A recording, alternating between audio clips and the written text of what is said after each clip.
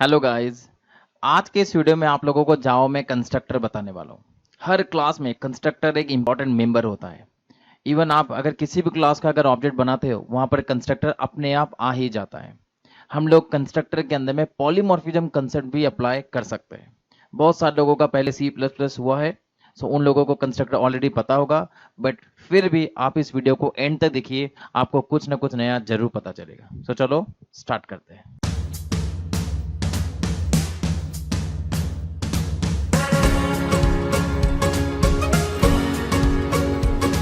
Let's open terminal. Zoom करने के लिए कंट्रोल शिफ्ट प्लस प्लस। मैं जी एडिट टेक्स्ट एडिटर यूज करने वाला हूं। हमने लास्ट टाइम जावा 2020 फोल्डर क्रिएट किया है, तो सबसे पहले हम लोग जावा 2020 फोल्डर के अंदर में एंट्री कर लेते हैं। इसके लिए just change directory and background में यहां पर मैं जावा 2020 फोल्डर ओपन भी कर देता हूं।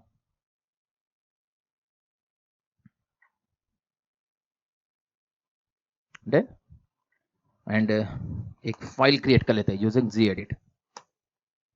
Suppose my construct dot Java. अगर आपने एंड यहां पर अगर यूज किया, सो आप simultaneously terminal and text editor दोनों भी यूज कर सकते हैं। चलो पहले मैं एक क्लास लिख लेता हूं। सो वो class name is ABC and main method को कवर करने के लिए एक एक्स्ट्रा क्लास हम लोग लिख लेंगे, main ABC. Main method public static void main, string S capital args bracket. चलो अब सबसे पहले कंस्ट्रक्टर का डेफिनेशन देखो। Constructor is a special member of class. Class का एक स्पेशल मेंबर है। अब इसमें स्पेशलिटी क्या है? It's name is same as class name. Class का नेम मैंने क्या लिखा? एबीसी। सो मेंबर का नेम क्या होगा? एबीसी होगा। मेथड में ऐसा कुछ कंपलसरी नहीं, मेथड का नेम कुछ भी हो सकता है। देखो यहां पर एक मेंबर क्रिएट करता हूं, मेंबर नेम क्या होना चाहिए? एबीसी। क्लास नेम स्पेलिंग ठीक से देखना, अपर केस लोअर केस जैसा होगा एज इट इज वैसा ही लिखना है हम लोगों को, फॉलोड बाय पैरेंथेसिस। आपको ये मेथड के जैसा दिखता होगा, बट ये मेथड नहीं है। मेथड को रिटर्न डेटा टाइप होता है, बट कंस्ट्रक्टर को रिटर्न डेटा टाइप नहीं होता। That is the second number speciality. Constructor do not have return data type. Clear? अगर मेथड लिखना है तो मैं आपको लिख के दिखाता हूं। मेथड में हम लोग रिटर्न डेटा टाइप लिखते हैं, वॉइड इंट कुछ भी हो सकता है। Suppose method name m1 followed by parenthesis. अब ये क्या बन गया? मेथड, और ये है कंस्ट्रक्टर। एक्सेस स्पेसिफायर दोनों को लगा सकते हो, पब्लिक प्राइवेट हम लोग कुछ भी लिख सकते हैं। चलो हम लोग पब्लिक लिखेंगे। If any member is public then only it is accessible outside the class. So इस क्लास एबीसी के बाहर में अगर हमको एक्सेस करना है तो एक्सेस स्पेसिफायर हर मेंबर का पब्लिक होना चाहिए। सिर्फ डेटा होगा तो आपको प्राइवेट रखना है। चलो यहां पर मैं एक लाइन लिख देता हूं, system dot out of printer in we are in constructor. And यहां पर चलो लिख देते हैं वी आर इन मेथड। अब कॉलिंग स्टाइल देखो। कंस्ट्रक्टर एंड मेथड में अगेन अनदर डिफरेंस हम लोग देखते हैं। मेथड को कॉल करने के लिए हमने लास्ट टाइम क्या किया था? एक ऑब्जेक्ट क्रिएट किया था और फिर object name and dot operator use कर मेथड को कॉल किया था। बट कंस्ट्रक्टर की और एक स्पेशलिटी है, कंस्ट्रक्टर को कॉल करने की जरूरत नहीं है। जैसे ही हम लोग ऑब्जेक्ट बनाएंगे कंस्ट्रक्टर अपने आप कॉल हो जाता है। सो यहां पर मैं थर्ड रूल लिख देता हूं, constructor is called implicitly. Implicitly मतलब automatically at the time of object creation. अगर आपने 5 ऑब्जेक्ट्स अगर बनाए तो 5 टाइम्स कंस्ट्रक्टर कॉल हो जाएगा। ऑब्जेक्ट क्रिएशन को एक टेक्निकल वर्ड है इंस्टेंशिएशन। क्लियर? सो अब देखो हम लोग रन करके देखते हैं। यहां पर पहले मैं एक ऑब्जेक्ट बना लेता हूं। ऑब्जेक्ट कैसा बनाएंगे? क्लास नेम लिखा ABC, class name object name equals to new and again class name. देखो पहले इतना ही रन करेंगे, हमने जस्ट ऑब्जेक्ट क्रिएट किया है, ऑब्जेक्ट इज क्रिएटेड, बट ये लाइन क्या करेगी, ऑटोमेटिक इस कंस्ट्रक्टर के पास में जाएगी और यहां पर एक मैसेज प्रिंट हो जाएगा we are in constructor. And फिर हम लोग इस ऑब्जेक्ट को यूज कर जितने भी पब्लिक मेंबर्स है उसको कॉल कर सकते हैं। चलो मैं m1 कॉल यहां पर कर देता हूं, यहां पर मेथड कॉल होगा, मेथड इज कॉल्ड एक्सप्लिसिटली, ये हमने कॉल किया, यहां पर ये ऑटोमेटिक कॉल नहीं हो रहा, और यहां पर कंस्ट्रक्टर इज कॉल्ड इम्प्लिसिटली। ठीक है, देखते हैं रन करके। चलो कंपाइल करने के लिए जावासी, फाइल नेम हमने क्या लिखा है, माई कंस्ट्रक्ट डॉट जावा। एंड जैसे हम लोग कंपाइल करेंगे एज इट इज, हमारे फाइल के अंदर में दो क्लासेस है, एक एबीसी क्लास और एक मेन एबीसी क्लास। सो दो बाइट कोड जनरेट हो जाएगा। बैकग्राउंड में सब लोग देखते जाओ। देखो यहाँ पर क्लास नेम एबीसी और एक एक्स्ट्रा क्लास क्या आ गया, मेन एबीसी डॉट क्लास, जिसमें से हमको रन किसको करना है, अ क्लास हैविंग मेन मेथड। सो जावा मेन एबीसी। अगर आपने यहाँ पर स्पेलिंग मिस्टेक किया सो देखो क्लास नॉट फाउंड एरर आ जाएगा। जैसा क्लास नेम होगा एज इट इज वैसा ही लिखना है। देखो आ गया, सबसे पहले वी आर इन कंस्ट्रक्टर, मतलब जैसे ही हमने ऑब्जेक्ट क्रिएट किया ऑटोमेटिकली कंस्ट्रक्टर कॉल हो गया, हमको एक्स्ट्रा कॉल करने की जरूरत नहीं पड़ी। एंड मेथड हमने डॉट ऑपरेटर यूज करके कॉल किया था, सो मेथड का भी आंसर यहाँ पर आ गया है। चलो फिर से एडिट करके दिखाता हूं। अब यहां पर देखो इस कंस्ट्रक्टर के अंदर में कितने पैरामीटर है, एक भी नहीं है। सो इस कंस्ट्रक्टर को हम लोग क्या बोलेंगे, नो आर्गुमेंट कंस्ट्रक्टर। प्लीज इस कंस्ट्रक्टर को डिफॉल्ट कंस्ट्रक्टर भी बोलते हैं। Constructor having zero parameter is nothing but default constructor. So ये थर्ड नंबर रूल सब लोग फिर से एक बार रीड करो। Constructor is called implicitly at the time of object creation. जैसे ही ऑब्जेक्ट बनाओगे कंस्ट्रक्टर कॉल होगा ही होगा। बट अगर हमने कंस्ट्रक्टर लिखा ही नहीं फिर क्या होगा, फिर भी ये थर्ड नंबर रूल के अकॉर्डिंगली जैसे ही हम लोग ऑब्जेक्ट बनाएंगे कंस्ट्रक्टर कॉल होने ही वाला है। अगर आपने कंस्ट्रक्टर नहीं लिखा तो कंपाइलर बैकग्राउंड में जाकर खुद कंस्ट्रक्टर लिख देता है। सो यहां पर fourth number rule, if there is no any constructor defined in class, then default constructor which is always no argument is provided by compiler.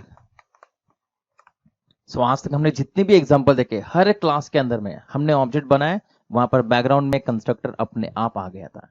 उस कोड के अंदर में कुछ लिखा हुआ नहीं रहता, वो ब्लैंक रहता है। फॉर एग्जांपल यहां पर कंपाइलर ऑटोमेटिक ये कोड एम्बेड कर देगा, इसके अंदर में कुछ लिखा नहीं है। जस्ट 3 नंबर वाले रूल को सेटिस्फाई करने के लिए कंपाइलर यहां पर कंस्ट्रक्टर लगा देता है। क्लियर? इसीलिए इसको डिफॉल्ट कंस्ट्रक्टर बोलते हैं, बाय डिफॉल्ट आ जाता है वहां पर। चलो यहां तक क्लियर है। अब इस लाइन से रिजल्ट कुछ नहीं आएगा, बट ऑब्जेक्ट क्रिएट होने ही वाला है एंड कंस्ट्रक्टर भी इम्प्लिसिटली कॉल होने ही वाला है। चलो मैं दोबारा कंस्ट्रक्टर मैन्युअली लिख देता हूं यहां पर,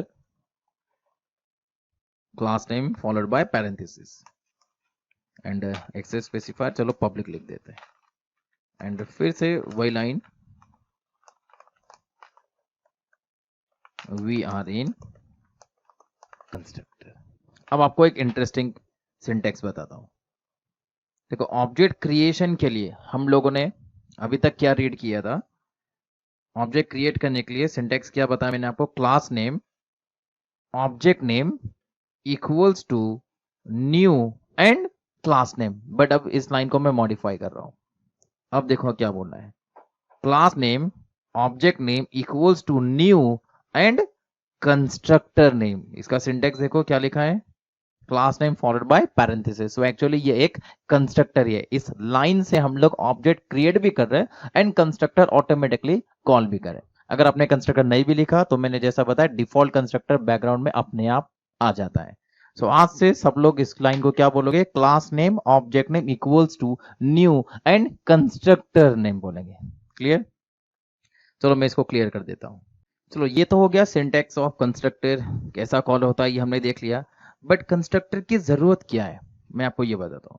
अगर हम लोग इस क्लास एबीसी के अंदर में कुछ इंस्टेंस वेरिएबल क्रिएट करते हैं, for example private integer X, private boolean Y and private double Z, मैंने 3 इंस्टेंस वेरिएबल यहां पर क्रिएट कर लिया। अब इन तीनों की वैल्यू को हम लोग क्या करेंगे, कंस्ट्रक्टर के अंदर में प्रिंट करेंगे। सो क्या प्रिंट होगा, देखो जितने भी इंस्टेंस वेरिएबल होते हैं, मैंने पहले बताया इनको क्या बोलना है, इंस्टेंस वेरिएबल। हर इंस्टेंस वेरिएबल के अंदर में by default initial value store हो जाती है। सो अगर हम लोग यहां पर प्रिंट करेंगे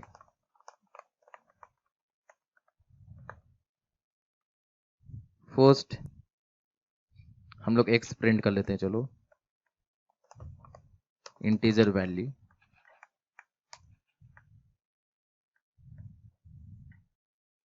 कॉपी पेस्ट,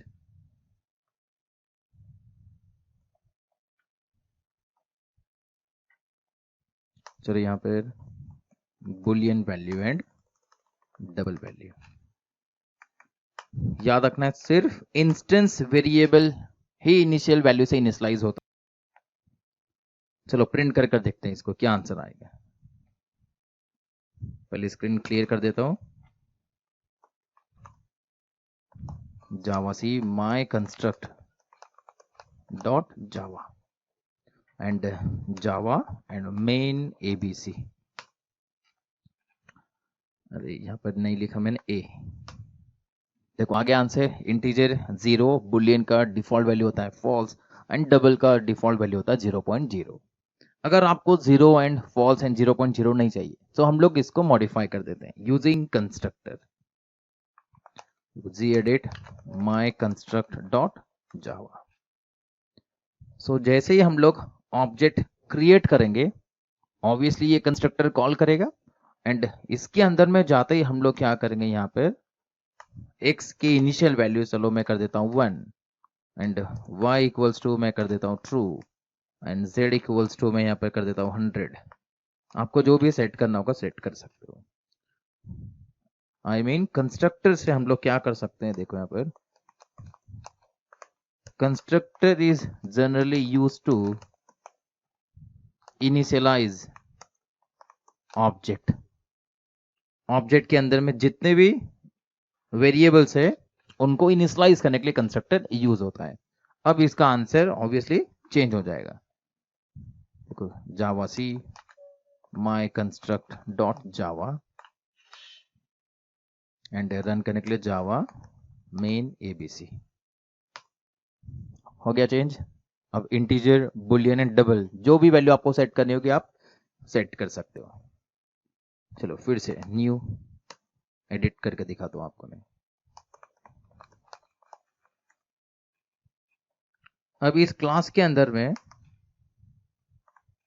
क्लास एबीसी के लिए अगर मैं जितने भी ऑब्जेक्ट बनाऊंगा सबका एक्स वाई एंड जेड का वैल्यू हमने क्या कर दिया है 1 ट्रू एंड 100, तो सबका वैसे ही प्रिंट होगा। देखो यहाँ पे class name object name equals to new and constructor name. चलो M1 मुझे कॉल नहीं करना है, जस्ट सिंटैक्स कंपैरिजन के लिए बताया था, ओनली कंस्ट्रक्टर।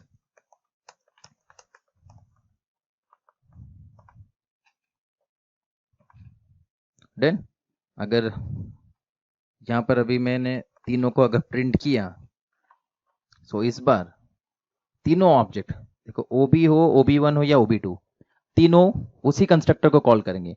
इन तीनों के सिंटेक्स में देखो हमने किसको कॉल किया है, ABC followed by parenthesis without any parameter. सब लोग नो आर्गुमेंट कंस्ट्रक्टर को कॉल करेंगे and OB OB1 and OB2 सबके x y एंड z की वैल्यू हमने जो सेट करी है वही आ जाएगी। That is 1 true and 100। Clear? Run करके दिखाता हूं आप लोगों को।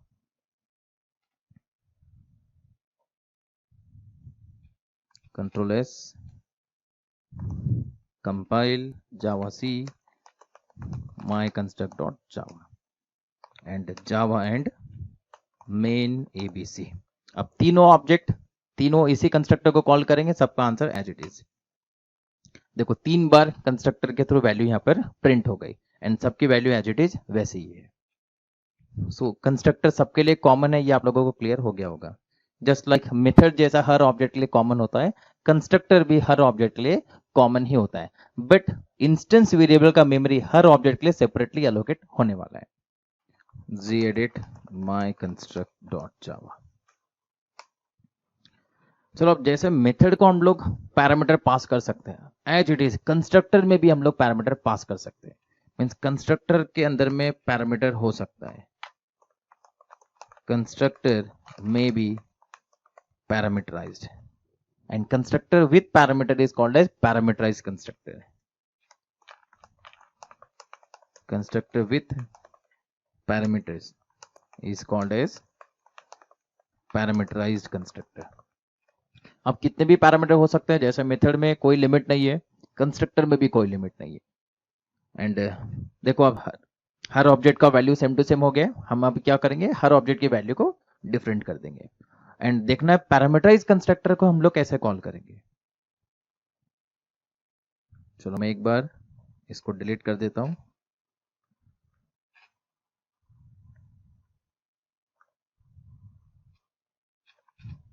देखो ये पहले जैसा ही कोड मैंने कर दिया। एक नॉर्मल क्लास है एबीसी एंड इसके अंदर में 3 इंस्टेंस वेरिएबल है एंड यहां पर अभी मैं एक कंस्ट्रक्टर लिख रहा हूं।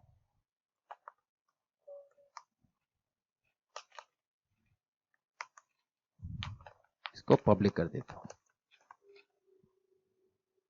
एंड इस बार इस कंस्ट्रक्टर को पैरामीटर्स रहने वाले हैं एंड 3 इंस्टेंस वेरिएबल में तो 3 पैरामीटर यहां पर लिख देता हूं। टेम्पररी चलो A B boolean and double C. So इस कंस्ट्रक्टर को हम लोग बोलेंगे पैरामीटराइज्ड कंस्ट्रक्टर। अब देखो इसको कैसा कॉल करेंगे, जैसा मेथड में पैरामीटर पास करना पड़ता है एज इट इज, कंस्ट्रक्टर में भी हम लोग पैरामीटर पास करेंगे। Class name object name equals to new and constructor name with parameter. यहां से क्या करना है, पैरामीटर पास करना है। चलो पहले इंटीजर पास करना है, फिर एक बुलियन वैल्यू हम लोग पास करेंगे एंड देन 1 डबल वैल्यू हम लोग पास करेंगे। सो एज इट इज जैसे ही ऑब्जेक्ट क्रिएट करोगे कंस्ट्रक्टर कॉल होगा एंड इस बार कौन सा कंस्ट्रक्टर कॉल होगा, पैरामीटराइज कंस्ट्रक्टर कॉल होगा।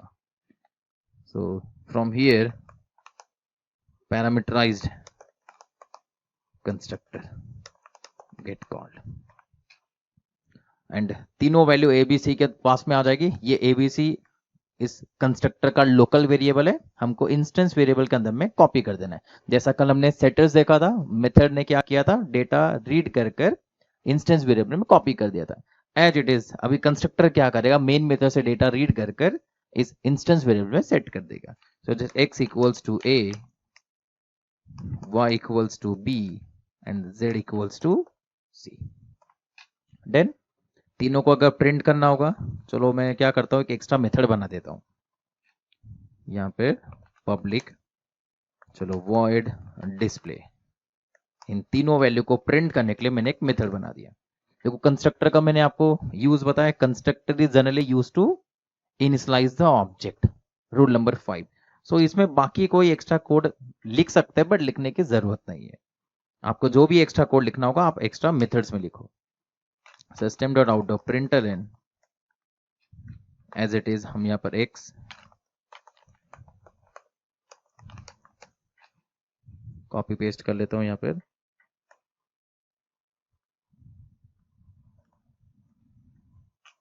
y एंड z की वैल्यू को प्रिंट कर देते हैं।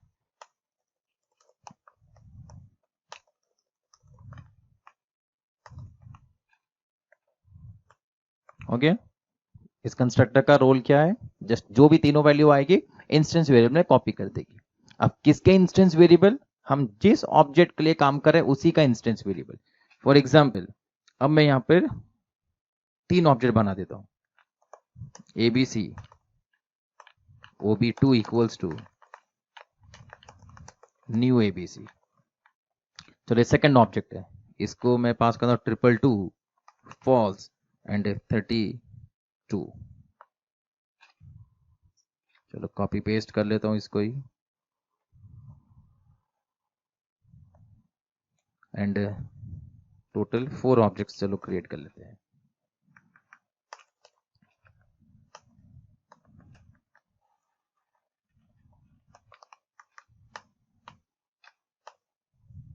देन अब हर ऑब्जेक्ट के लिए कंस्ट्रक्टर कॉल होगा, हर ऑब्जेक्ट को मैंने डिफरेंट वैल्यू पास करी है। एंड यहां पर डायग्रामेटिकली देखो, total 4 objects OB1 OB2 OB3 and OB4। Instance variable का मेमोरी सबके लिए सेपरेटली एलोकेट होगा, सबका अपना अपना x y and z रहने वाला है।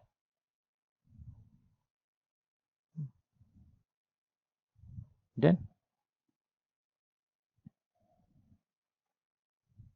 बट कंस्ट्रक्टर एंड मेथड सबके लिए कॉमन है।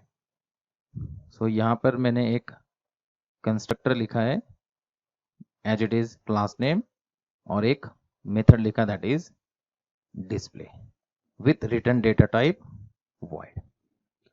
अब वन बाय वन देखो, ये फर्स्ट लाइन से हम जैसे ही इस कंस्ट्रक्टर को कॉल करेंगे, हमने 3 वैल्यू पास करी इसके लोकल वेरिएबल में। लोकल वेरिएबल क्या, A B and C। So इसके लोकल वेरिएबल में क्या क्या आ जाएगा, 111 true and 21 as it is. ये क्या करेगा, OB1 के अंदर में स्टोर कर देगा। जब हम लोग सेकेंड ऑब्जेक्ट क्रिएट करेंगे, तब सेकेंड ऑब्जेक्ट के अंदर में हम लोग क्या पास करेंगे, as it is same constructor. इस बार लोकल वेरिएबल के अंदर में क्या आ जाएगा, 222 फॉल्स एंड 32। ये OB2 के अंदर में कॉपी करेगा, फिर OB3 में कॉपी करके देगा, फिर OB4 में कॉपी करेगा। जो भी ऑब्जेक्ट होगा उसी ऑब्जेक्ट के इंस्टेंस वेरिएबल में फाइनल डेटा कॉपी होगा। कंस्ट्रक्टर के अंदर में देखो, यहां पर जस्ट इंस्टेंस वेरिएबल का नाम लिखा है, यहां पर किसी ऑब्जेक्ट का नाम लिखने की जरूरत नहीं है। जिस ऑब्जेक्ट के थ्रू आप कंस्ट्रक्टर में एंट्री करोगे उसी ऑब्जेक्ट के इंस्टेंस वेरिएबल में डेटा कॉपी कर देगा। ये लाइन में हर बार बार रिपीट कर रहा हूं ताकि आप लोगों को आगे प्रॉब्लम नहीं आए। एंड डिस्प्ले करने के लिए भी हम लोग क्या करेंगे, one by one OB1 dot display, OB2 dot display, OB3 dot display and OB4 dot display. Display के अंदर में देखो हमने क्या लिखा है, जस्ट हमने x y and z लिखा है। सो अगर मैं OB1 डॉट डिस्प्ले करूंगा तो ये OB1 की ही वैल्यू प्रिंट करेगा, OB2 डॉट डिस्प्ले करूंगा तो OB2 की ही वैल्यू प्रिंट करेगा, ऑटोमेटिकली उसी ऑब्जेक्ट के अंदर की वैल्यू को प्रिंट करेगा। क्लियर। चलो मैं अभी one by one display call करता हूं और ये सब कुछ क्लियर कर देता हूं। Now just OB1 dot display, OB2 dot display and OB3 dot display and last OB4 dot display। देखो यहां भी मेथड हमने कॉल किया, डॉट ऑपरेटर लगा के हमने मेथड कॉल किया, बट कंस्ट्रक्टर के लिए डॉट ऑपरेटर कुछ ऐसा लगाया नहीं, अपने आप ऑब्जेक्ट बनाता है इसमें कंस्ट्रक्टर कॉल हो जाएगा। Method explicit calling, explicit call या फिर आप उसको मैनुअल कॉल बोल सकते हैं। देखो सबका आंसर एज इट इज आ जाएगा। Clear the screen first. Again javac, name of file क्या लिखा था, my construct dot Java and class having main method that is main ABC। देखो आ गया, इस बार सबके आंसर अलग अलग आ गए, 111 222 333 एंड 311। हर ऑब्जेक्ट के अंदर में हमने कंस्ट्रक्टर के थ्रू डेटा सेंड किया है। कल हमने सेटर्स के थ्रू डेटा सेंड किया था, हर ऑब्जेक्ट बनाया था, सबके अंदर में अलग अलग हमने डेटा सेट किया था। चलो एक एग्जांपल बताता हूं। पहले उसी फाइल में मैं थोड़ा माइनर चेंजेस करता हूं और आपको एक हिडन एरर दिखाता हूं। देखो फिर से एक बार gedit my construct डॉट जावा। देखो अब हमने क्लास के अंदर में सिर्फ क्या लिखा है, पैरामीटराइज कंस्ट्रक्टर। अगर मैं यहां पर और एक ऑब्जेक्ट बनाता हूं, again class name object name equals to new and class name, and मैंने पैरामीटर पास नहीं किया, तो ये क्या करेगा, कंपाइलर को क्या लगेगा, हम किसको कॉल कर रहे हैं, हम एक ऐसे कंस्ट्रक्टर को कॉल कर रहे हैं जिसमें कोई पैरामीटर नहीं है, नो आर्गुमेंट कंस्ट्रक्टर को। सो हमने ऐसा कोई कंस्ट्रक्टर लिखा है जिसमें कोई भी पैरामीटर नहीं हो, नहीं, हमने कंस्ट्रक्टर विथ पैरामीटर लिखा है। अब सबको क्या लगता होगा, अगर हमने कंस्ट्रक्टर नहीं लिखा तो डिफॉल्ट कंस्ट्रक्टर के पास में जाएगा जो हमको कंपाइलर देता है। बट यहां पर एक रूल देखो, मैंने यहां पर क्या लिखा है, if there is no any constructor defined in class, then only default constructor is provided by compiler. If there is no any constructor, अगर हमने एक भी कंस्ट्रक्टर नहीं लिखा तभी कंपाइलर डिफॉल्ट कंस्ट्रक्टर प्रोवाइड करेगा। सो अब हमने यहाँ पर एक कंस्ट्रक्टर तो लिखा हुआ है, वो भी पैरामीटराइज लिखा है, एंड हम लोगों ने जो ऑब्जेक्ट बना है, इस ऑब्जेक्ट को क्या चाहिए, इस ऑब्जेक्ट को नो आर्गुमेंट कंस्ट्रक्टर चाहिए जो कि अवेलेबल नहीं है। सो देखो क्या आंसर आएगा, जस्ट मैंने एक एक्स्ट्रा ऑब्जेक्ट बनाया और रन करके आपको दिखाता हूं। क्लियर द स्क्रीन, कंपाइल, देखो यहां पे एरर क्या आ गया, रीड करो, constructor ABC in class ABC cannot be applied to given types. यहां पर देखो हमने जो 5th नंबर वाला ऑब्जेक्ट बनाया था उसके अंदर में एरर है, इसको क्या चाहिए, इसको नो पैरामीटर वाला कंस्ट्रक्टर चाहिए, और हमने जो कंस्ट्रक्टर बनाया उसके अंदर में 3 पैरामीटर हमने लिखा हुआ है। तो कंपाइलर बोल रहा है कि या तो आप 3 पैरामीटर इसको पास करो या फिर आपको एक नो आर्गुमेंट कंस्ट्रक्टर लिखना पड़ेगा। कंपाइलर इस बार डिफॉल्ट कंस्ट्रक्टर नहीं देने वाला है, सो मैं यहां पर एक डिफॉल्ट कंस्ट्रक्टर खुद लिखने वाला हूं। देखो जी एडिट, अब इस लाइन के लिए we need one no argument constructor। सो यहां पर मैं एक एक्स्ट्रा कंस्ट्रक्टर लिख देता हूं विदाउट एनी आर्गुमेंट। बस इसके अंदर कुछ नहीं लिखा तो भी चलेगा, ये जस्ट सिंटैक्स को मैच करने के लिए हो गया। हर बार आप जब भी ऑब्जेक्ट बनाओगे तो उस ऑब्जेक्ट के रिलेटेड मैचिंग कंस्ट्रक्टर आपके प्रोग्राम में होना चाहिए। अब इस OB1 के अंदर में मैचिंग कंस्ट्रक्टर में क्या होना चाहिए, 3 पैरामीटर हमने लिखा हुआ है, एंड OB नंबर 5 के लिए मैचिंग कंस्ट्रक्टर क्या बन जाएगा, कंस्ट्रक्टर विथ नो आर्गुमेंट। सो अब हमारे पास में सब कुछ है, जस्ट मैंने एक एक्स्ट्रा ब्लॉक लिखा, अब वो एरर चली जाएगी। देखो जावा सी माई कंस्ट्रक्ट डॉट जावा, गया एरर, जस्ट सिंटैक्स को हमने मैच करने के लिए उस कंस्ट्रक्टर को लिखा। सो बहुत सारे लोग जब ओनली सिंटैक्स मैचिंग के लिए कंस्ट्रक्टर लिखते हैं उसको टेक्निकली बोलते हैं डू नथिंग कंस्ट्रक्टर, मतलब ये कंस्ट्रक्टर कुछ करने वाला नहीं है, जस्ट सिंटैक्स को मैच करने के लिए। क्लियर है सब लोगों को? एंड अब आप लोगों को एक कंस्ट्रक्टर ओवरलोडिंग का एग्जांपल दे देता हूं। चलो हम न्यू प्रोग्राम ही क्रिएट कर लेते हैं, इसमें चेंजेस नहीं करेंगे। Gedit my construct 1 dot java कर देता हूं। चलो क्लास नेम हम लोग लिख लेते हैं एम्प्लॉय, एंड मेन मेथड को कवर करने के लिए एक एक्स्ट्रा क्लास। देखो हर बार मैं मेन मेथड को कवर करने के लिए एक्स्ट्रा क्लास लिखता हूं, ये स्टैंडर्ड टेक्निक है, मैंने पहले भी बताया, बट ऐसा कुछ कंपलसरी नहीं है। मेन मेथड हम लोग सेम क्लास के अंदर में भी लिख सकते हैं, बट नहीं लिखना है, उसका डिटेल में रीजन मैं आपको बाद में बताने वाला हूं। पब्लिक स्टैटिक और static public void main string S capital.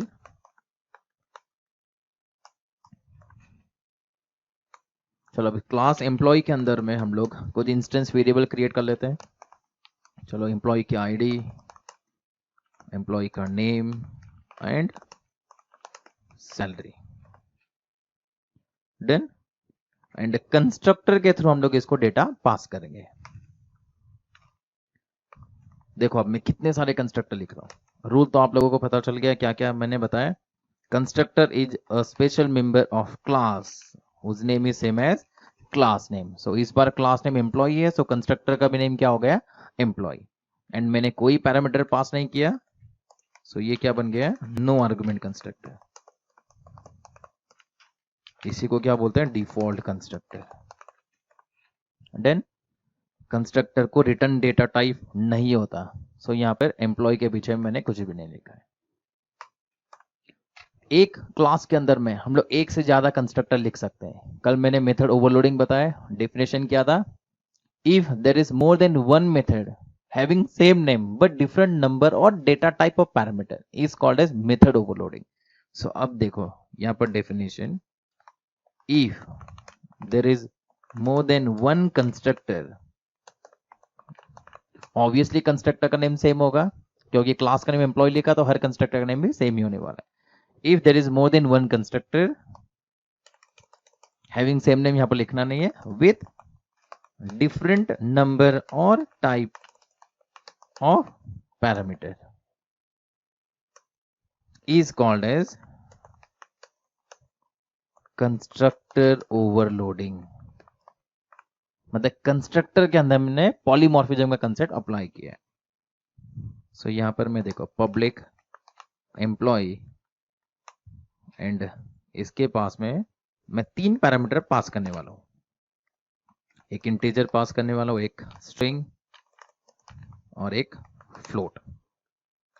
Then देखो 2 कंस्ट्रक्टर हो गए अभी यहां पर हमारे पास में, दोनों का नेम सेम है बट पैरामीटर्स डिफरेंट है। अब नो आर्गुमेंट कंस्ट्रक्टर क्या करेगा? एक इनिशियल वैल्यू सेट करेगा। नॉर्मल हम लोग कोई भी डिफॉल्ट वैल्यू अगर रखना चाहते हैं तो यहां पर रख सकते हैं। चलो बाय डिफॉल्ट आईडी हम लोग क्या करेंगे, चलो 1 कर देते हैं और नेम इक्वल्स टू, चलो ABCD कर देता हूं and salary equals to 1.00f। Then कुछ नहीं लिखा तो भी चलने ही वाला है, बाय डिफॉल्ट सबके अंदर में इनिशियल वैल्यूज तो होती ही है। एंड ये कंस्ट्रक्टर क्या करेगा, इसके बाद जो भी 3 वैल्यू आएगी वो इन तीनों में कॉपी कर देगा। आईडी इक्वल्स टू x, किसकी आईडी? जो ऑब्जेक्ट बनाएंगे उसी की आईडी। हर बार ये लाइन याद रखना है। Name equals to y and salary equals to z। Then अब हम जिस तरीके से ऑब्जेक्ट क्रिएट करेंगे उसके अकॉर्डिंगली डेटा सेट करेगा। एंड तीनों वैल्यू को प्रिंट करने के लिए मैं यहां पर एक शो नाम की मेथड बना देता हूं। मेथड है तो ऑब्वियसली रिटर्न डेटा टाइप यहां पर लिखना कंपलसरी है। चलो आईडी, स्पेलिंग क्या लिखा है हमने? आईडी ही लिखा है। नेम,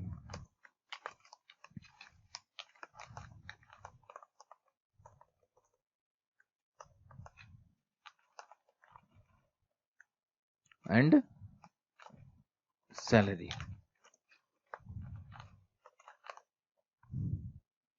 हो गया।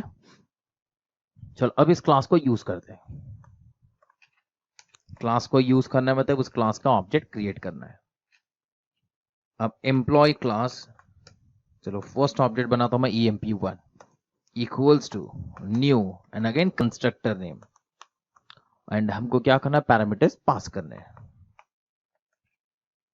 चलो आईडी लिख देते हैं यहां पर 111, name is something and salary.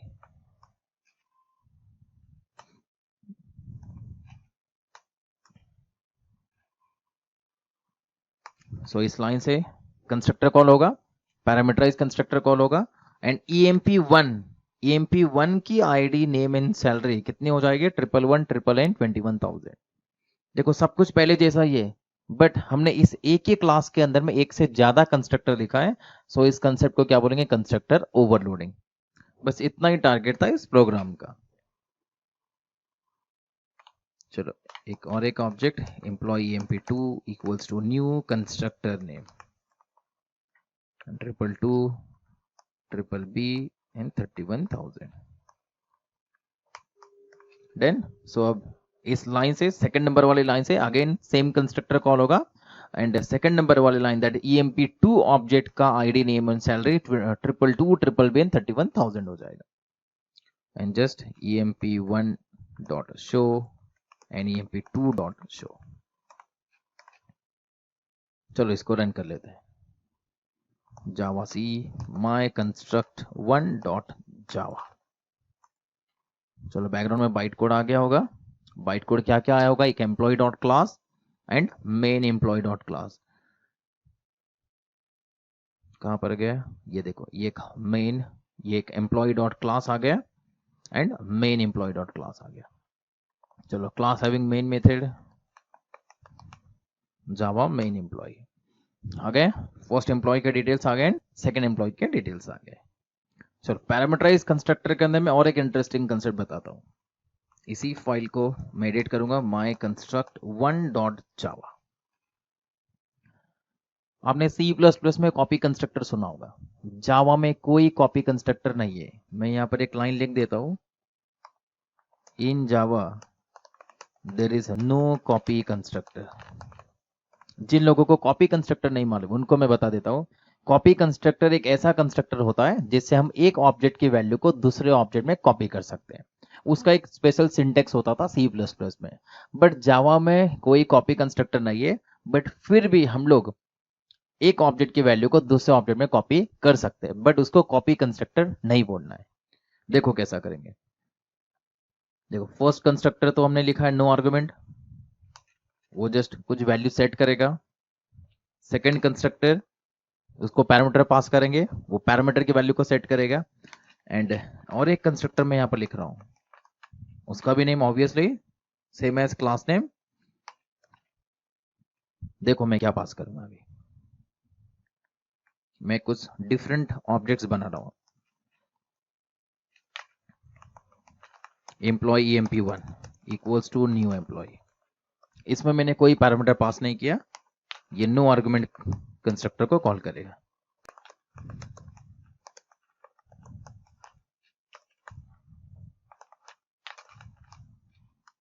And employee2, इसको मैं पैरामीटर पास करूंगा। चलो, 111 name and salary. And employee number 3, अब मुझे क्या करना है, एम्प्लॉय 2 की वैल्यू को एम्प्लॉय नंबर 3 में कॉपी कर देनी है। मतलब एज इट इज यही 111 888 2100 एज इट इज emp3 में आना चाहिए। सो आपको इसके पैरामीटर में क्या पास करना है, एंटायर ऑब्जेक्ट ही पास कर देना है। मतलब emp2 की वैल्यू को ये क्या करेगा, emp3 में कॉपी करना चाहिए। सो अब तीनों के पैरेंथेसिस को ठीक से देखो, ये तो नो आर्गुमेंट है, हमने लिखा है। यहाँ पर 3 पैरामीटर है, ये हमने लिखा है। अब इसके लिए क्या लिखना पड़ेगा, एक एक्स्ट्रा कंस्ट्रक्टर। कोई भी ऑब्जेक्ट अगर बनाओगे उसका डेटा टाइप उसके क्लास के नेम के जैसा होता है। सो emp1 emp2 एंड emp3 सबका डेटा टाइप क्या है, एम्प्लॉय। सो अब हम लोग emp2 पास कर रहे हैं। सो इस थर्ड कंस्ट्रक्टर के अंदर में डेटा टाइप क्या लिखना है, एम्प्लॉय। एंड emp2 की जगह मैं लिखता हूं यहां पर e2। सो यहां पर डायग्रामेटिकली पहले ठीक से देखो क्या हो रहा है। देखो, ये 111 इस x लोकल वेरिएबल में जाएगा, AAA y के पास में, 2100 z के पास में, लोकल वेरिएबल। एंड emp2 ये किसके पास जाएगा, e2 के पास में जाएगा। अब यहां पर आपको मैं एक डायग्राम दिखाता हूं और एक important concept, call by value and call by reference. आपने सी प्रोग्रामिंग में सुना होगा। देखो, जावा के अंदर में कोई भी नॉर्मल टाइप की वैल्यू, इट मीन्स 111 AAN 2100, नॉर्मल मतलब मैं यहां पर वर्ड लिख देता हूं primitive, integer, float, character, boolean, double, byte, short, int, long, सब कुछ जो प्रिमिटिव्स है। Primitives automatically call by value से ही पास होती है। प्रिमिटिव्स कॉल बाय वैल्यू से पास होगी। एंड जितने भी ऑब्जेक्ट्स है उनको हम नॉन प्रिमिटिव बोलते हैं। आप कोई भी अगर ऑब्जेक्ट बनाओगे तो उसके लिए टेक्निकल टर्म क्या है, नॉन प्रिमिटिव। जितने भी नॉन प्रिमिटिव है वो कॉल बाय रेफरेंस से पास होंगे। बाय डिफॉल्ट हम लोग एक्स्ट्रा इसमें कोई मॉडिफिकेशन नहीं कर सकते। आप प्रिमिटिव को कॉल बाय रेफरेंस से नहीं पास कर सकते, नॉन प्रिमिटिव को आप कॉल बाय वैल्यू से नहीं पास सकते। जावा ने ये सब कुछ फिक्स कर दिया है। सी एंड C++ जो हम लोग अपने अकॉर्डिंगली सेट कर सकते थे। So primitives are passed by value and non primitives are passed by reference. अब दोनों में क्या डिफरेंस है, एक और एक डायग्राम ड्रॉ करता हूं। पहले मैं यहाँ पर कुछ चेंजेस कर लेता हूं। मैं कुछ लोकल वेरिएबल बना रहा हूं मेन मेथड के अंदर में। Suppose a equals to 111, string b equals to AAA and float c equals to 2100। And यहाँ पर ए बी एंड सी लिख देता हूं, मतलब वही वैल्यू हम लोग पास कर रहे हैं। अब देखो डायग्राम में क्या कर रहा हूं, देखो सेकंड नंबर ऑब्जेक्ट EMP2, इसमें हम लोगों को डेटा सेट करना है।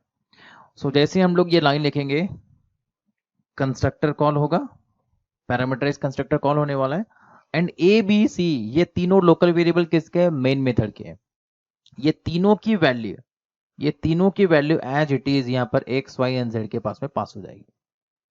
सी प्रोग्रामिंग में आपने फंक्शन में एक्चुअल पैरामीटर फॉर्मल पैरामीटर का कंसेप्ट सुना होगा। यहाँ पर मेन मेथड के अंदर में ए बी सी इसकी मेमोरी सेपरेटली एलोकेट होगी, एंड कंस्ट्रक्टर के अंदर में X Y and Z that is formal parameter उसकी मेमोरी सेपरेटली एलोकेट होने वाली है। हमने कॉपी किया, एबीसी की वैल्यू को एक्स वाई जेड के अंदर में कॉपी कर दिया, दोनों की मेमोरी अलग अलग ही रहने वाली है। एंड हम लोग फाइनली इस EMP2 के आईडी नेम एंड सैलरी के अंदर में डेटा कॉपी कर देंगे। सो यहाँ पर 111 AAA एंड 2100 आ गया। देन इसको बोलते हैं कॉल बाय वैल्यू। अब कॉल बाय रेफरेंस क्या होता है, देखो थर्ड नंबर लाइन में देखो हमने क्या पास किया है, एंटायर ये जो हमने ऑब्जेक्ट अभी क्रिएट किया EMP2, इसी ऑब्जेक्ट को हमने थर्ड नंबर कंस्ट्रक्टर के पास में पास किया। मतलब अब ये EMP2 यहाँ पर E2 के पास में आ गया। अब यहाँ पर कॉल बाय रेफरेंस का एडवांटेज देखो, जैसा ABC एंड XYZ दोनों के लिए सेपरेटली मेमोरी एलोकेट हुआ, यहाँ पर EMP2 एंड E2 के लिए सेपरेटली मेमोरी एलोकेट नहीं होने वाली है। जो EMP2 है उसी का नाम E2 बन जाएगा। This is the advantage of reference. यहाँ पर EMP2 इसी का नाम क्या बन गया, E2 means E2 is a reference, E2 is a nickname भी बोल सकते हैं of EMP2। E2 is a reference of EMP2. There is no separate memory allocation. There is no separate memory allocation for E2. This is nothing but call by reference. बाकी कुछ भी नहीं है। And target क्या है, इस E2 that is EMP2 इसकी value को हमको EMP3 के अंदर में कॉपी करनी है। सो जो भी हमारे पास में EMP3 आएगा उसके अंदर में हम लोग कॉपी कर देंगे। सो कैसा कॉपी करना है देखो, अभी टाइप करके दिखाता हूं। देखो जैसा ये कंस्ट्रक्टर है आईडी नेम सैलरी, यहां भी मैं लिख रहा हूं ID name and salary. Then इसके अंदर में क्या करना है, E2 की आईडी, E2 का नेम एंड E2 की सैलरी को क्या करना है, कॉपी कर देना है। पहले मैं थोड़ा सा क्लियर कर देता हूं। चलो अब ठीक है।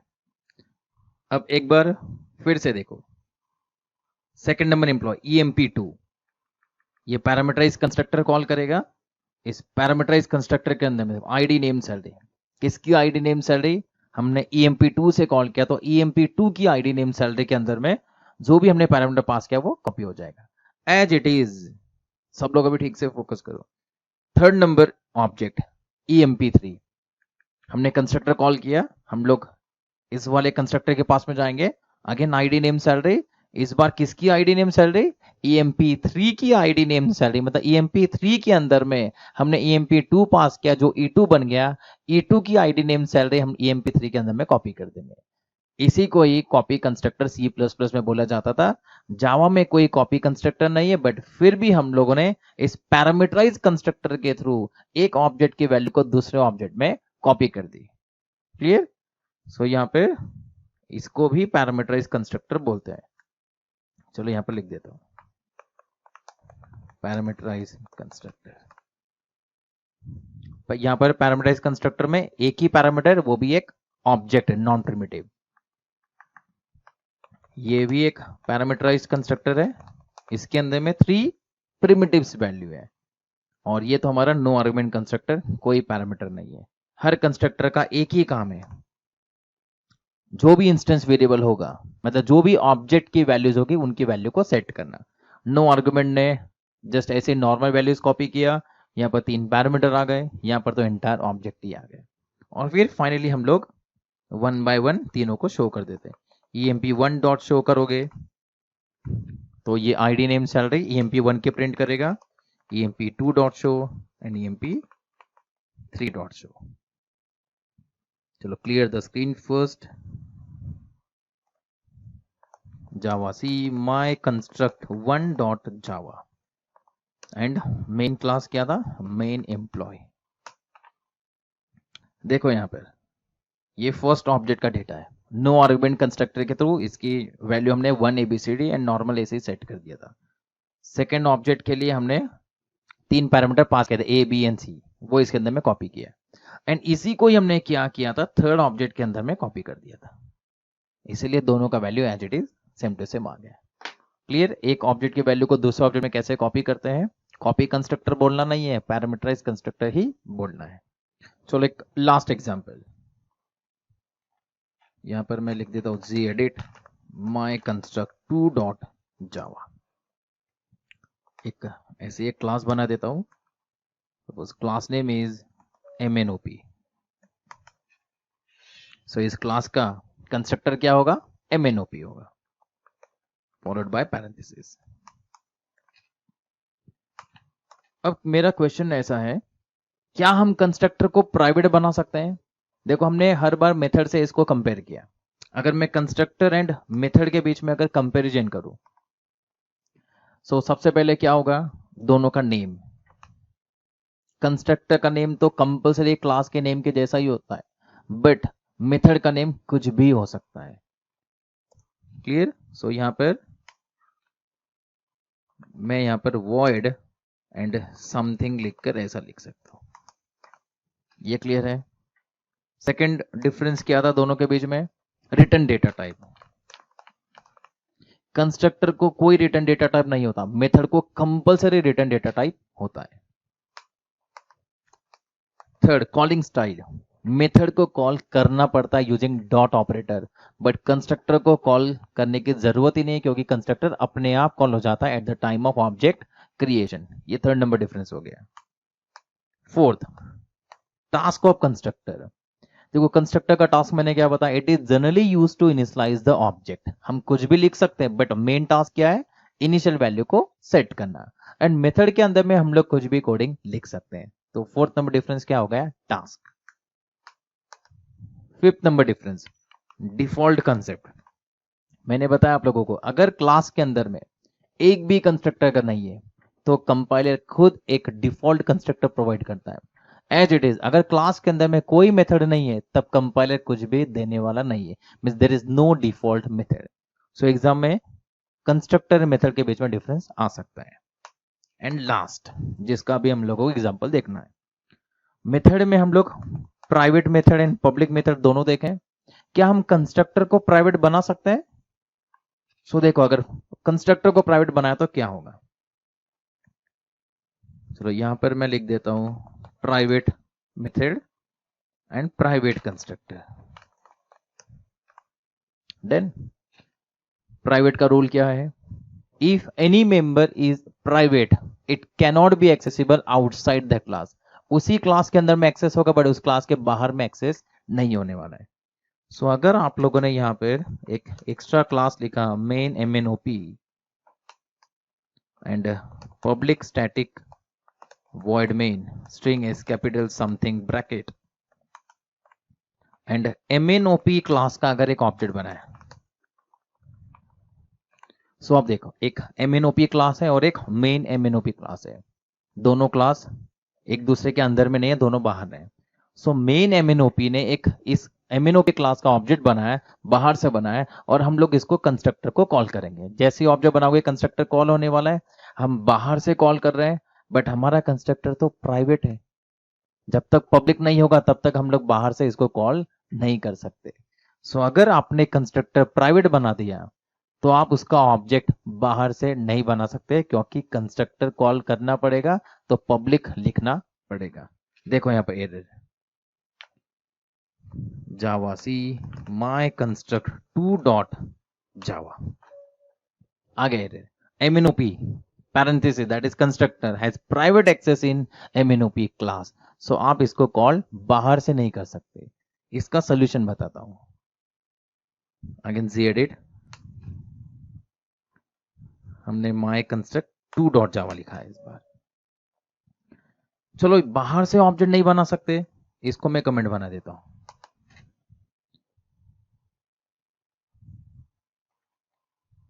अगर मैंने यहां पर कुछ लिखा ही नहीं, अब देखो ऑब्जेक्ट नहीं बना है, कंस्ट्रक्टर कॉल होने वाला नहीं है, हमने जस्ट ऐसे लिख कर रखा है।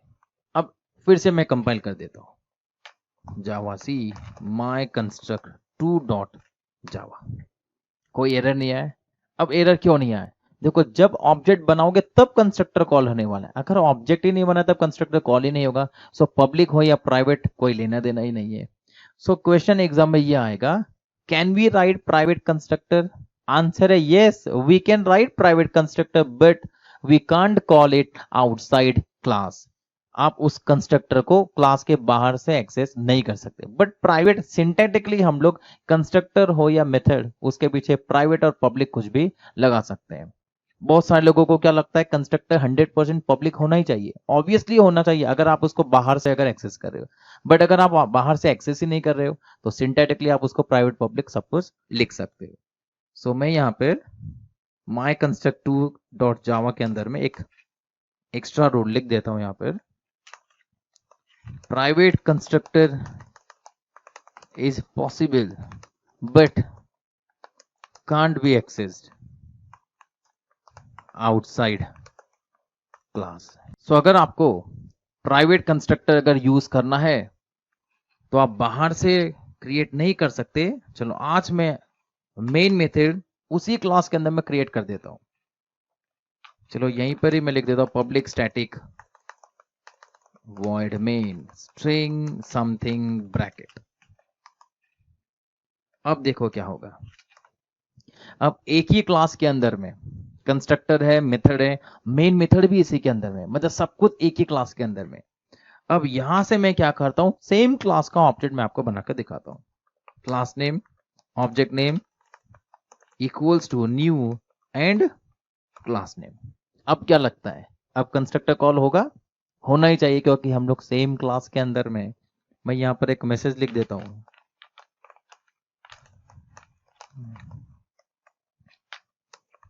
we are in constructor, we are in private constructor, system dot out dot println because object creation is inside same class। हमने सेम क्लास के अंदर में ऑब्जेक्ट बनाया एंड सेम क्लास का कंस्ट्रक्ट हमने कॉल कर दिया। देखो अभी answer, Java C my construct to dot जावा हो गया। जावा इस बार देखो वर्किंग क्लास और मेन क्लास अलग अलग नहीं, इस बार वर्किंग क्लास और मेन क्लास एक ही बन गया। सो रन करने के लिए इस बार क्या लिखना पड़ेगा, हमने एक ही क्लास लिखा एमएनओपी, वही हमारी वर्किंग क्लास है। So java and MNOP, there is no main MNOP this time. आगे we are in private constructor because object creation is inside same class. So बहुत सारे लोगों को इसके बारे में कोई आइडिया नहीं है। सो आप लोगों को रूल सब कुछ ठीक से पता होना चाहिए। चलो एक लास्ट एग्जांपल और बता देता हूं, मैंने टर्मिनल क्लोज कर दिया था।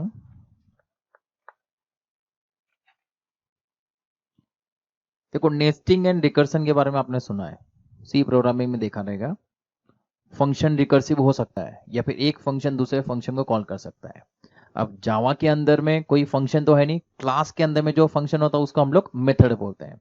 सो एक मेथड से हम दूसरे मेथड को कॉल कर सकते हैं। मैंने पब्लिक एंड प्राइवेट मेथड में बताया था, प्राइवेट मेथड को मैंने पब्लिक मेथड से कॉल किया था, उसी को क्या बोलते हैं, nesting. When a method call another method is called as nesting of method. As it is, when a constructor calls another constructor is called as nesting of constructor। हम लोग अब एक कंस्ट्रक्टर से दूसरे कंस्ट्रक्टर को कॉल करेंगे। देखो जी edit suppose my construct 3 dot java, suppose class name is A and इस क्लास के अंदर में एक no argument constructor and one parameterize constructor बना देता हूं। डन। अब देखते हैं, देखो क्या होगा। चलो अब हमने ये तो देखा ही है, मेन मेथड हम लोग सेम क्लास में भी लिख सकते हैं, बट नहीं लिखना है, मैं जस्ट टेम्पररी एग्जांपल के लिए यहां पर लिख रहा हूं। चलो अब सेम क्लास का ऑब्जेक्ट बनाते हैं। Class name object name equals to new and class name. मैंने यहां पर कंस्ट्रक्टर नो आर्ग्यूमेंट वाला कॉल किया है, सो ऑब्वियसली ये फर्स्ट कंस्ट्रक्टर के पास में जाएगा यहां पर, एंड यहां पर पहले मैं मैसेज लिख देता हूं, we are in no argument constructor. चलो अब देखो, मैं इस नो आर्गुमेंट कंस्ट्रक्टर से पैरामीटराइज कंस्ट्रक्टर कॉल करके दिखाता हूं। सो देखो, हमने एक ऑब्जेक्ट बनाया है, इस ऑब्जेक्ट के थ्रू हम लोग नो आर्गुमेंट कंस्ट्रक्टर के पास में सबसे पहले आएंगे। यहां पर क्या प्रिंट होगा, we are in no argument constructor. अब यहां से कंपलसरी फर्स्ट लाइन, कंस्ट्रक्टर की पहली लाइन से हमको क्या करना है, एक वर्ड लिखना है दिस, फॉलोड बाय पैरेंथेसिस। ये क्या है, this is called as explicit constructor calling. अभी तक हमने क्या देखा है, कंस्ट्रक्टर कॉल कैसा होता है, जैसे हम ऑब्जेक्ट बनाएंगे कंस्ट्रक्टर कॉल होता है ऑटोमेटिक, हम लोगों को कॉल करने की जरूरत नहीं है। बट अब हम लोग क्या करेंगे, इस नो आर्गुमेंट कंस्ट्रक्टर से हमको इस पैरामीटराइज कंस्ट्रक्टर के पास में जाना है, एंड इसको क्या चाहिए, एक नंबर चाहिए। मैं यहां से चलो एक इंटीजर नंबर पास कर देता हूं। सो यहां पर ये दिस फॉलोड बाय पैरेंथेसिस, ये क्या करेगा, इसी क्लास के एक पैरामीटराइज कंस्ट्रक्टर को कॉल करेगा और उसको क्या पास कर देगा, 5। एंड यहां पर मैं लिख देता हूं system dot out dot println we are in parameterised constructor. चलो वैल्यू भी इसको प्रिंट कर देता हूं मैं x से। यहां पर कुछ rules, this followed by parenthesis is used to call constructor explicitly, automatic नहीं, हम लोग कॉल करेंगे। And important rule, it must be first statement of any constructor. मतलब अगर आप इस दिस को इस system dot out of println के नीचे अगर लिखोगे तो कंपाइल टाइम एरर आ जाएगा। This followed by parenthesis explicit call to constructor must be in the first statement of any constructor। अब देखो कैसा होगा, एक ऑब्जेक्ट से हम दो कंस्ट्रक्टर कॉल करेंगे। Compile Java C my construct 3 dot जावा, हमने एक ही क्लास बनाया, वही वर्किंग है और वही क्या है, मेन क्लास। एंड जावा, उस क्लास का नेम हमने क्या लिखा था, ए। देखो आ गया, देखो हमने एक ऑब्जेक्ट बनाया था A O B equals to new A parenthesis. सबसे पहले नो आर्गुमेंट कंस्ट्रक्टर के पास में गया, पहली लाइन में हमने क्या किया, पैरामीटराइज कंस्ट्रक्टर को कॉल किया। सो यहाँ पर पहली लाइन में आ गया we are in parameterise constructor, value क्या आ गया 5, और फिर वापस return back and we are in no argument constructor print हो गया। क्लियर, पैरामीटराइज से नो आर्गुमेंट, नो आर्गुमेंट से पैरामीटराइज, कैसा भी हम लोग जा सकते हैं। ये सब इंटरव्यू क्वेश्चन है, एग्जाम में इतना डीपली नहीं आता है। देखो फिर से एडिट करता हूं यहां पर, अगर हमने यहां से पैरामीटराइज कंस्ट्रक्टर कॉल किया, तो देखो पैरामीटराइज से नो आर्गुमेंट कॉल कर दिखाता हूं। देखो सबसे पहले ऑब्जेक्ट क्रिएट करना है, पैरामीटराइज कंस्ट्रक्टर कॉल होगा, x के पास में क्या आ जाएगा 5, एंड अगेन फर्स्ट लाइन से क्या लिखना है, दिस। इस बार हमको नो आर्गुमेंट में जाना, तो यहां पर कुछ में पास करने की जरूरत नहीं है। अब यहां से हम लोग एक्सप्लिसिट कॉल टू, किसको कॉल कर रहे हैं, नो आर्गुमेंट कंस्ट्रक्टर। सो इसकी फर्स्ट लाइन से ये ऊपर जंप करेगा, एंड यहां पर क्या आ जाएगा, we are in no argument constructor. Means final answer पहले नो आर्गुमेंट कंस्ट्रक्टर आ जाएगा, फिर we are in parameterise constructor and 5 आ जाएगा। चलो देखते रन करके, Java C my construct 3 dot Java, and एक ही क्लास बना है, दैट इज ए।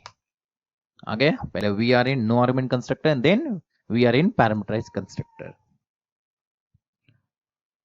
बट देखो एक कंस्ट्रक्टर से तो हमने दूसरे कंस्ट्रक्टर कॉल किया है, बट एक कंस्ट्रक्टर से हम लोग सेम कंस्ट्रक्टर को कॉल नहीं कर सकते। Means constructor can not be recursive.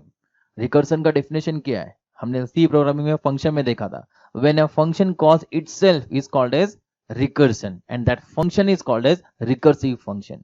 As it is method recursive हो सकता है बट कंस्ट्रक्टर रिकर्सिव नहीं हो सकता। फॉर एग्जाम्पल, अगर हमने यहां पर दिस में क्या पास कर दिया 21, मतलब ये दिस अब किसको कॉल करने जा रहा है, पैरामीटराइज कंस्ट्रक्टर को। एक पैरामीटराइज कंस्ट्रक्टर खुद को ही कॉल करेगा, मतलब वो इनफाइनाइट के जैसा हो जाएगा। तो देखो यहां पर आंसर क्या आएगा, जावा सी आ गया एरर।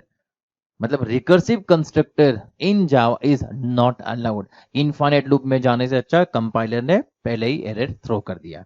सो ये न्यू रूल मालूम होना चाहिए, constructor can be nested, means one constructor can call another constructor but constructor can not be recursive. Constructor मैंने बताया प्राइवेट भी हो सकता है, पब्लिक भी हो सकता है। पब्लिक कंस्ट्रक्टर होगा उस क्लास के बाहर से हम लोग उसको एक्सेस कर सकते हैं, बट अगर प्राइवेट कंस्ट्रक्टर अगर आपने क्रिएट किया सेम क्लास के अंदर में आपको उसका ऑब्जेक्ट क्रिएट करना पड़ेगा। सो आई होप आप लोगों को कंस्ट्रक्टर कंप्लीटली समझ में आ गया होगा। हम लोग अगली बार स्टैटिक कंसेप्ट देखने वाले हैं। अभी तक हमने इंस्टेंस वेरिएबल क्रिएट किया था एंड मेथड भी इंस्टेंस से रिलेटेड ही थी, बट हम लोग अगली बार static variable and static method देखने वाले हैं। इस स्टैटिक कीवर्ड के बारे में आपने सी प्रोग्रामिंग में सुना होगा, बट जावा में स्टैटिक का मीनिंग थोड़ा सा अलग है। हम लोग स्टैटिक कीवर्ड के थ्रू विदाउट एनी ऑब्जेक्ट हम लोग क्लास के अंदर में एंट्री कर सकते हैं। सो सब कुछ डिटेल में देखेंगे अगले वीडियो में। Good bye.